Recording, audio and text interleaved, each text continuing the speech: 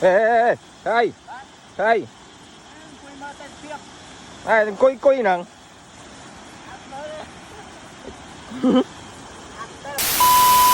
ដំណើរកំសាន្តទឹកធ្លាក់ស្អាតៗជុំវិញខេត្តរតនគិរីសួស្តីបងប្អូនទាំងគ្នាបាទនេះជាអេពីសូតទី 2 ហើយបាទកាលអេពីសូតទី 1 យើងទៅរមណីយដ្ឋានទឹកធ្លាក់7ជាន់ហើយនេះជាអេពីសូតទី 2 គឺយើងមករមណីយដ្ឋានទឹកធ្លាក់កាទៀងបងប្អូនដែលស្ថិតនៅក្នុងខេត្តរតនគិរីបងប្អូនច្បាស់ជាស្គាល់ហើយទឹកធ្លាក់មកកន្លែងនេះបាទប៉ុន្តែបងប្អូនដែលនៅក្រៅខេត្តបាទបងប្អូនមកពីភ្នំពេញមកពីបណ្ដាខេត្តទីនេះដែលចង់មកលេងខេត្តរតនគិរីកុំភ្លេចទស្សនាវីដេអូនេះតាំងពីដើមរហូតដល់ចប់ចំពោះទីតាំងមកកន្លែងនេះបាទគឺអត់ឆ្ងាយពីទឹកធ្លាក់កាចាញប្រហែលទេចម្ងាយត្រឹមតែប្រហែលជា4គីឡូពីទឹកធ្លាក់កាចាញមកតែប៉ុណ្ណោះបងប្អូនបាទចំពោះតាមផ្លូវបាទគឺយើងធ្វើដំណើរតាមផ្លូវគ្រូក្រហមបងប្អូនបាទវារៀងហុយបន្តិចមែនប៉ុន្តែបងប្អូនមកលេងបាទឡានតូចឡានធំគឺអាចមកបានធម្មតាបាទចំពោះទិដ្ឋភាពនៅខាងបាតជ្រោះវិញបងប្អូនហើយគាត់តែដើរចូលមកគឺតិចស្លេបតែម្ដងហើយយើងក៏លិចភ្នែកទៅឃើញបាទមានរូងថ្មបាទធំមែនតែនបាទប្រៀបបីដូចជាកន្លែងបាទអ្នកសចាំងឬមួយក៏លាងប្រជុំនេះអីចឹងណាបងប្អូនទេឬមួយក៏បងប្អូនចង់ផ្សងព្រេងចង់បោះតង់លក្ខណៈបាទបោះតង់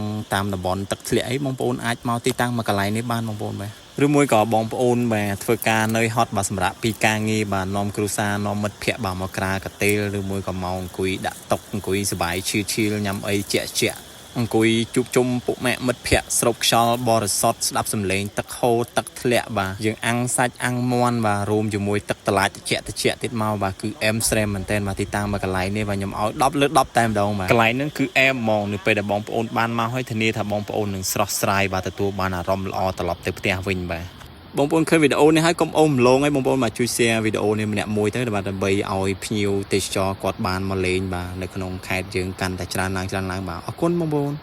អូនអាហ្នឹងឃុំធម្មជាតិមែនទេបាទអាហ្នឹងលក់មិនអីអាហ្នឹងមកបកង35000មកបកងហ្នឹង35000អាហ្នឹងរោពីណាមកអូនរោមកពីព្រៃខាងក្រោមព្រៃចិត្តហ្នឹងមែនទេចាំបើទឹកឃុំសុត1លីត្រមែន1លីត្រ80000 1លីត្រ